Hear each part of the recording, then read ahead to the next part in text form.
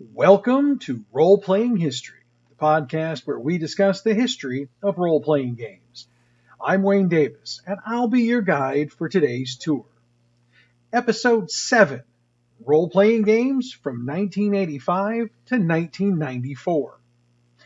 Okay, I know I said we were starting in 1985, but I'm actually going to reach back to 1984 for the first stop on today's tour. Steve Jackson Games released Toon that year. Designed by Greg Kasian and Warren Spector, it's subtitled The Cartoon Role-Playing Game. Now, what makes a cartoon role-playing game list-worthy? Because it knocks the accepted conventions of role-playing games straight on their ass. Toon is, by its very design, intended to be very tongue-in-cheek. While characters are created, they only have 23 skills. Characters also have hit points. However, it should be noted that characters cannot die. Much like in a cartoon, if the character reaches 0 hit points, it falls down and it stays there. But, just like in a real cartoon, the character is back up and at full hit points at the start of the next scene. Playing into this theme, the Game Master is known as the Animator, and there's a rule specifically prohibiting the use of the word toon to describe the characters. The game encourages the types of behaviors seen in cartoons. Fun is the word of the game, and the rules even encourage players to break the rules, so long as the game is fun. The only unbreakable rule is that the animator and the other players have to find the behaviors and actions to be funny. If they're funny, they're legal.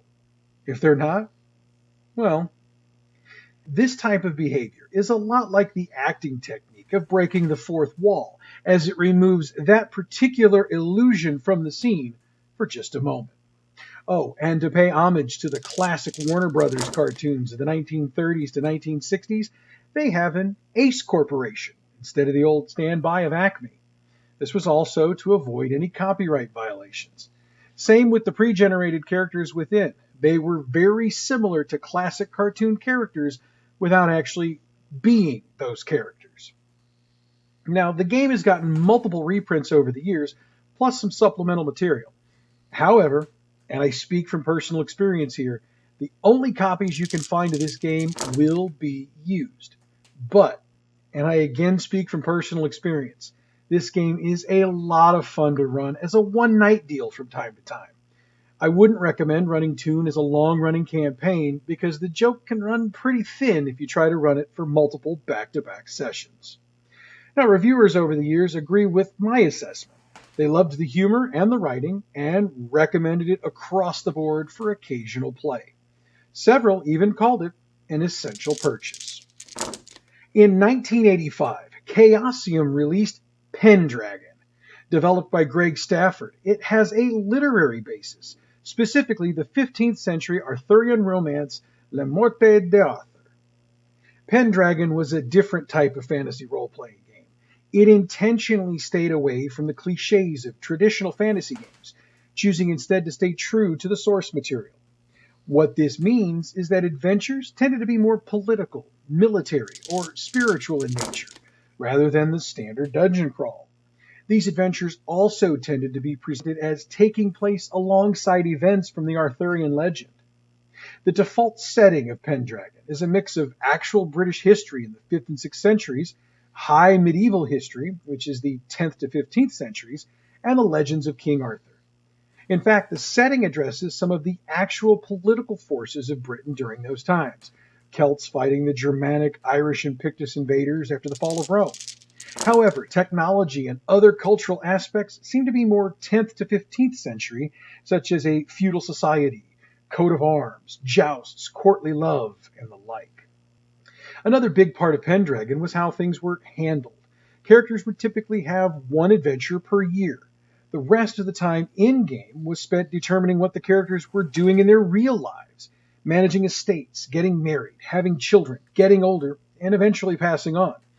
In fact, the game intends for the campaign to be generational, with the player taking over the children or heirs of their previous characters in order to continue. Pendragon uses a system that is pretty much like other games. However, the one major difference Pendragon had is its system of personality traits and passions that were used to control and represent the character's behaviors. These were things like chaste, lustful, energetic, lazy, and modest, proud. 20-sided dice were used to either use a virtue or resist a vice, and the results would help to drive the narrative along. Magic was not a part of the first edition of the game, but it was introduced in the later 4th edition.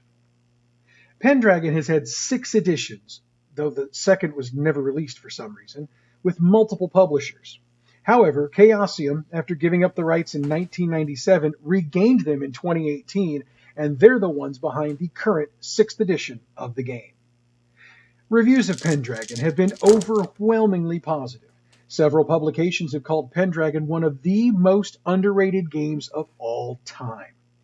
Pendragon has won 3 different awards over the years: the 1986 Origins Award for Best Role-Playing Supplement, the 1991 Origins Award for Best Role-Playing Rules of 1990, and the 2007 Diana Jones Award for Excellence in Gaming. 1985 also saw the release of Fantasy Hero. Published by Hero Games, Fantasy Hero used the Hero System rules we discussed a couple of weeks ago. It was designed by Stephen S. Long. Fantasy Hero adapted the Hero System rules by adding fantasy rules for magic items, spells, and fantastical creatures, as the original Hero System rules were designed for superhero games. One other cool part of Fantasy Hero was that the initial edition included 2 short sample adventures, as well as rules that could be used to convert other role-playing games to Fantasy Hero. Fantasy Hero has had 5 editions, with the most recent being released in 2003. Reviewers tend to like the game, though many have cautioned that it isn't a game for the lazy. Quote, "You'll have to do a little more work to play, but that work is well worth it." End quote. In 1986, Steve Jackson Games created a game system that has more than claimed its place in the role-playing game world: GURPS. Short for Generic Universal Role-Playing System, GURPS was intended to be a system to be used in any game setting. GURPS utilizes a character point build system, as we've discussed in past episodes of this podcast. As a reminder, this system of character building utilizes a set number of points that are to be distributed through abilities, skills, and powers. GURPS also utilizes an advantage-disadvantage system that has been used in other systems. While reviewers were initially skeptical about GURPS, it has survived 4 editions and is still being reprinted and sold today. The main reason for this is simple. GURPS is, in the opinions of many, the easiest system to use that can be used for any game type. Steve Jackson Games has also supplied its gamers with a plethora of supplemental materials over the years, allowing GURPS to continue to grow and evolve into the mainstay of any gamer's game library.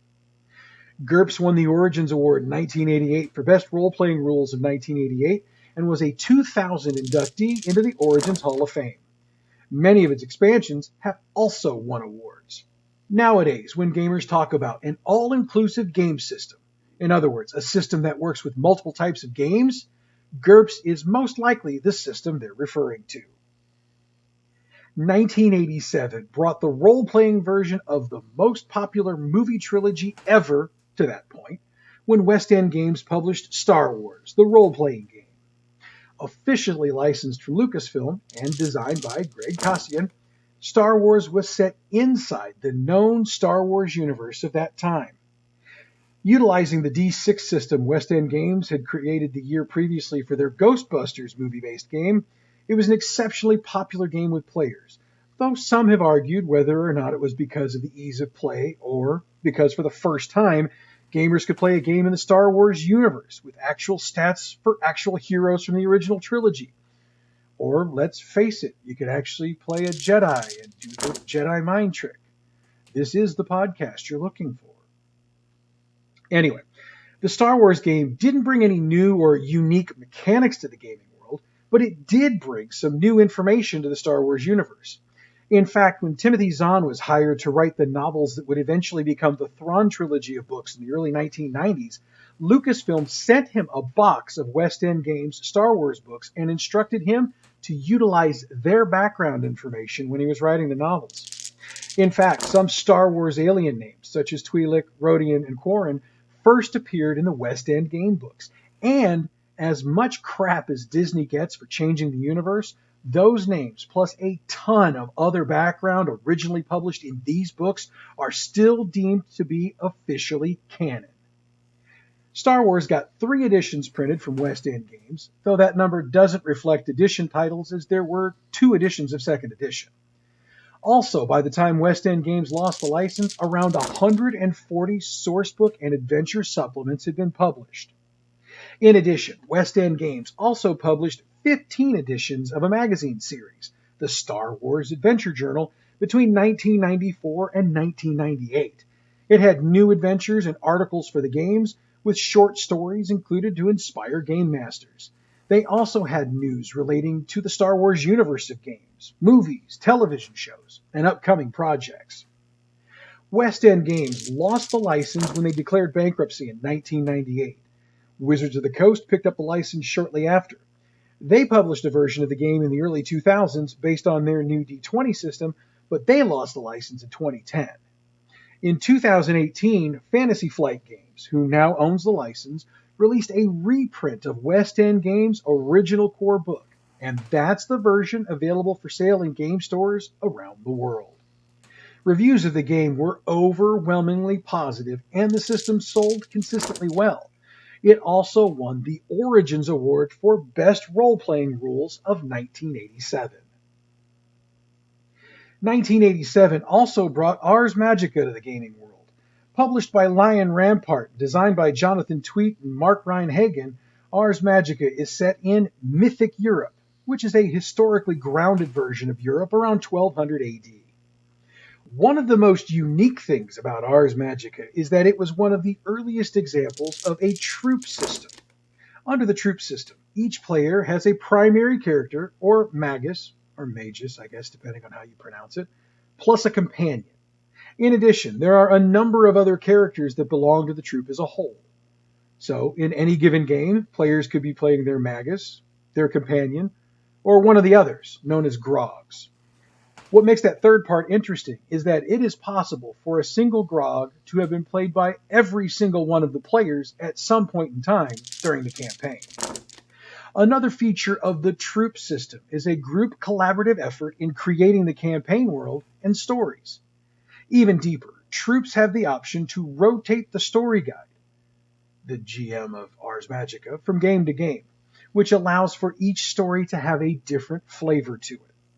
Something else that gave Ars Magica a different flavor was its use of medieval Latin for many of its key terms. Ars Magica was a D10 system, and many of the unique features of this game were picked up by other games later on, such as many of the games developed by White Wolf. We'll discuss some of those later on in this show.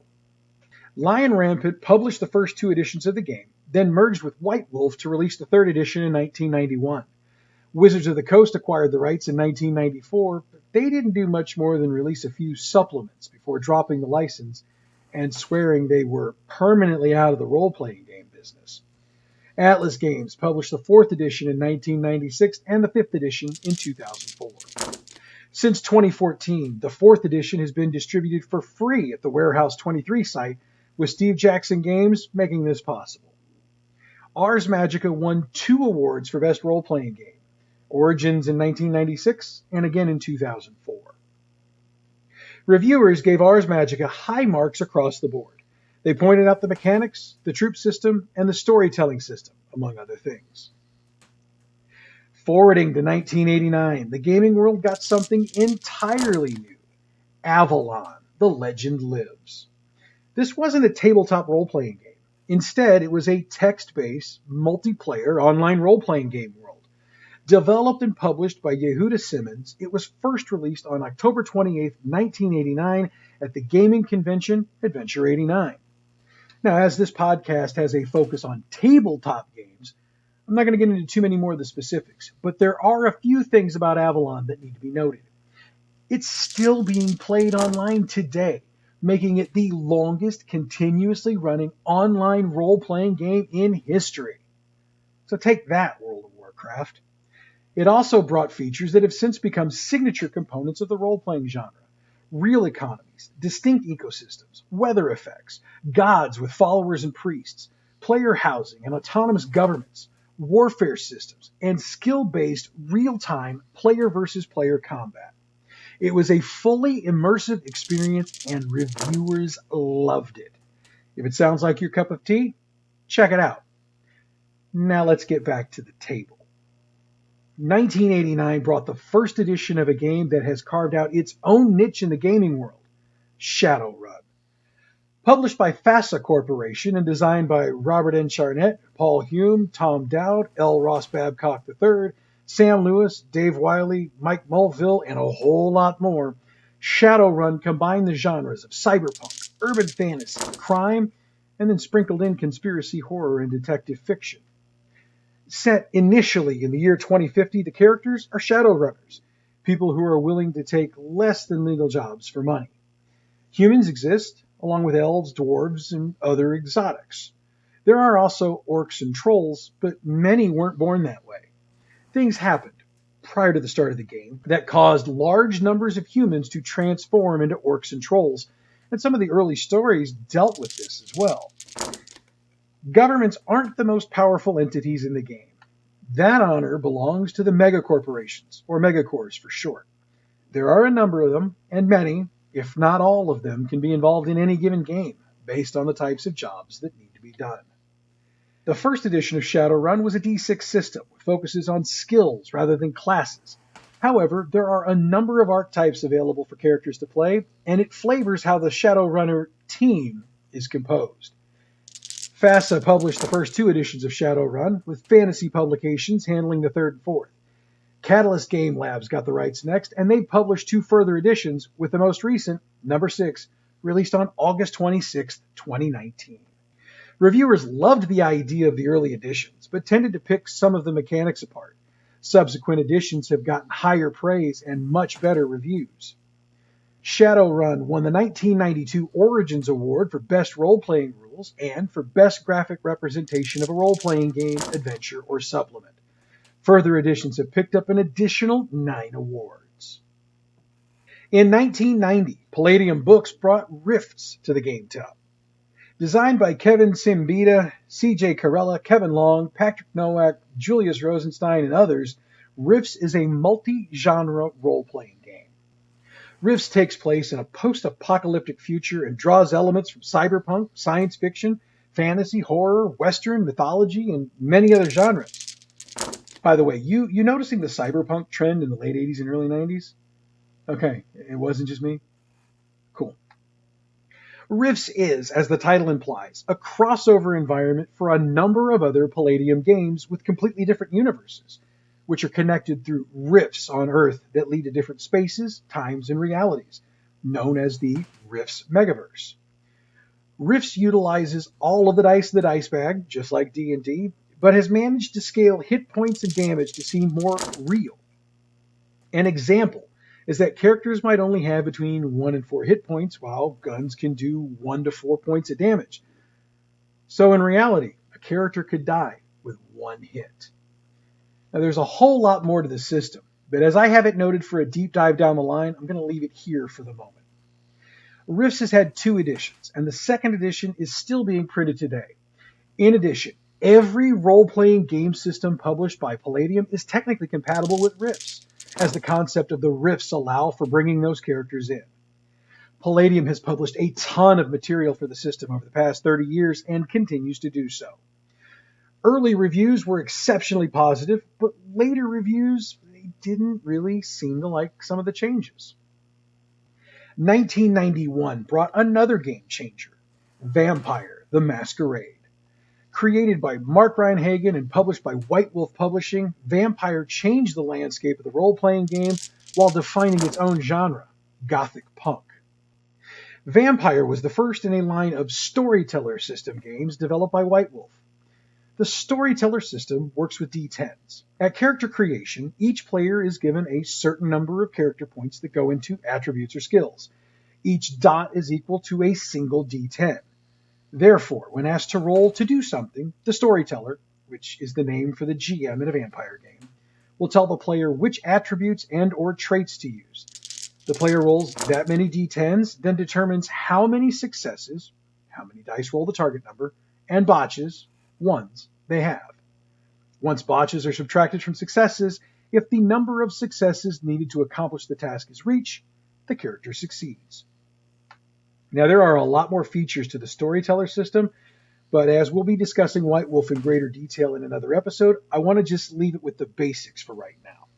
Mark Rein-Hagen teamed up with Tom Dowd, who co-designed Shadowrun, to work out the mechanics for Vampire, using some of the best parts of Shadowrun and changing others to fit a vampire setting. Now, as the title says, the players are literally playing vampires. Stories involve the geopolitics of vampire society, their interactions with other clans, with humans, and in some cases with werewolves. Vampire has survived 5 editions and 5 different publishers. The 5th edition was published in 2018 by Onyx Path Publishing. However, it has been reported that Kenneth Haidt is designing a 6th edition that will be distributed by Modiphice Entertainment. However, as game development can take many years, no possible release date has been hinted at. The 1st edition of Vampire was universally panned for its artwork and copy editing. Reviewers also called the rules, quote, lacking in detail. However, they all seem to love the wide-ranging campaign advice and the different type of game that Vampire is. Over time and editions, the reviews have improved, and the success of and love for this game have grown. Vampire the Masquerade won the Origin Award for Best Role-Playing Rules of 1991, the Casus Belli's Awards for Best Role-Playing Game of 1992, and Best French Translation of a Role-Playing Game in 1992, and was a 2007 Origins Award Hall of Famer. Hey, speaking of werewolves, White Wolf released Werewolf the Apocalypse in 1992. Mark Rein-Hagen gets design credit for this game as well, and it utilized the same game mechanics as Vampire, which of course makes sense since White Wolf was responsible for them both. Of course, the major difference between the games is that in Werewolf, the characters are Garou, and the geopolitics work out a whole lot differently. There's still the gothic punk vibe, but Werewolf tends to be a little more dirty or gritty than Vampire. Werewolf has survived 5 editions from 2 companies. 5th edition was released earlier this year from Onyx Path Publishing. Reviews were mostly positive for Werewolf, and it has been nominated for a whole lot of game awards over the past 30 years. 1992 also saw Over the Edge. Created by Jonathan Tweet and Robin Laws and published by Atlas Games, Over the Edge built on the systems developed for Ars Magica, Star Wars, Shadowrun, and Vampire. Over the Edge has been acknowledged by many as the game that proved the independent role-playing game movement that really started humming later in the 1990s could work. In playing the game, much like several of the other games we've discussed today, characters were quantified with traits, and the number of dots in a trait represented the number of dice that were rolled. From a game master's perspective, the game was written to encourage more improvisation and creativity, both from the GM and the players, and the rules were a lot looser. Tweed himself reported that he'd created Over the Edge to be spontaneous, reporting that, quote, I generally mix alcohol, caffeine, and nicotine to get my head right for OTE. I invented whatever came to mind as we played, end quote. Over the Edge has been well supported, with 3 editions being released. 3rd edition came out in 2019. Reviewers loved the gameplay mechanics, but tended to find issue with the character creation. Now, while there were a ton more releases as we headed towards 1994, I wanted to take the time we have left in today's show and take a look at the international gaming market. The big thing that allowed for games to spread to other countries was the ability to get them translated. This allowed for sales in countries where English wasn't the primary language. Through the course of discussing a number of games during the process of this show, I've noted that D&D, RuneQuest, Call of Cthulhu, and others were translated and sold in Spain, Germany, Japan, and other nations all over the world. Another huge development was the development of game creation in other countries. Oh, and I want to apologize up front because I know I'm going to butcher some of these pronunciations. Germany saw the release of Midgard in 1981. Designed by Jürgen E. Frank and published by Midgard Press, Midgard was the first role-playing game published in German, as well as the first game created in Germany. The game itself is a fantasy world, utilizing the whole bag of dice, much like D&D. The game itself is a fantasy world, utilizing the whole bag of dice, much like D&D. The major difference between the two is that Midgard doesn't place a lot of emphasis on level. Midgard has gone through 5 editions, with the most recent published in 2013. The Dark Eye came to the market in 1984. Designed by a team of creators led by Ulrich Kaisau, the Dark Eye eventually became the most successful role-playing game on the German market, outselling D&D. The Dark Eye is also a fantasy system, with a well-developed system of attacks, defenses, magic, and the like. 5 total editions have been published in Germany, and the game was first released in English in 2003 when 4th edition was released. Sweden got into the game creation market in 1982, publishing Drakar och Demoner, which is Swedish for dragons and demons. By the way, Swedes who still play the game refer to it as DoD. Designed by Thomas Björklund and Lars-Åke Thor and published by Eventrispel, which later became Target Games, DoD plays a lot like D&D from the aspects of character creation, monsters, and dice. One big positive for DoD was that when it was first released, it had a fully designed and developed campaign setting. This made it way easier for gamers to plug in and play the game.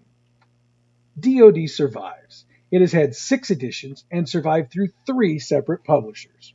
Oh, and one other note. In 2013, a 28-minute short film based on the game, called Drakar och Demoner Tronladenren, was released. The United Kingdom got Warhammer Fantasy Roleplay in 1986. Based on the war game and published initially by Games Workshop, the major difference between Warhammer and other fantasy games was its time setting. Warhammer was set in the early Renaissance era, meaning that firearms were readily available, unlike in other games where they were either unavailable or rare, nearly magical items. Warhammer also brought chaos to the game world as a force of its own. Secret cults, dark knights, and beastmen wander the world, and the characters would have to deal with them. Mimicking the combat system from the miniature game, combat could be deadly. Most human characters could only absorb 1 or 2 hits before either being crippled or dead, and that meant strategy was important. The game also had a career feature, which was also central to the game, as it was necessary for characters to advance. The types of careers available represented the types of careers people would have had in the early Renaissance period. Warhammer Fantasy Roleplay has 4 editions, with the most recent being published in 2018 by Cubicle 7. The game was well reviewed and won ENnie Awards in 2005 for Best Production Values and Best Game, and in 2019 for Best Writing. Adventures of the North Kaleva Heroes was a Finnish game published by Neopellet in 1988. It was designed by Pasi Janhunen. The gameplay was similar to D&D, with the Finnish flair of being set in the Finnish Iron Age, and taking some of the characters and monsters from Finnish mythology and the Kalevala, the national epic of Finland. Unfortunately, reviews across the board were negative and sales were low, leading to this game getting only the single edition. Japan entered the role-playing game market in 1989, publishing Sword World. Created by the team at Group SNE, the game relies on 2d6 for all rolls, as other dice weren't readily available in Japan at the time. Each roll was then translated into other numbers using a series of charts. Classes and races in the game were similar to other fantasy classes, except Sword World referred to classes as Ginu. Additionally, Sword World is considered to be a hybrid system of class-based and skill-based systems, as the game considers both to be equally important. Group SNE also pioneered a new type of book genre based on this game. The genre is called replay, and these are game logs arranged for reading, kind of like a light novel. These are extremely popular in Japan, and readers gobble them up as fast as they can print new replays. They even print replays based on D&D games and other types of role-playing games. Sword World has had 4 editions printed, with the most recent published in July 2018. Italy, Spain, and Mexico saw publications of their own games over the years as well, though the majority of them didn't sell as well as those I've mentioned at this point, and few of them, if any, received English translations. After the fall of communism in the early 1990s, the role-playing hobby spread even further, with Poland publishing a magazine, Magica I Mix, Magic and Sword, in 1993, then publishing a number of role-playing games. The rest of the former communist bloc soon followed, with magazines and games of their own. However, by the mid-1990s, the role-playing industry worldwide began to see a decline, and it was due to advances in home computing and game consoles. While some companies wouldn't survive, others would, and the games they would release would change the game industry as the 90s chugged along into the new millennium. That, though, is a story for another day. Next week, we'll come back to the main timeline and pick up in 1995. But for now, our tour has come to the close. As we close, I wanted to take a second to send a shout out to the cast and crew of the comedy role-playing podcast, Not Another D&D Podcast, known as NADPOD for short. I've been listening to this show for a couple of years now, and these episodes typically are playing while I'm doing the research for this show.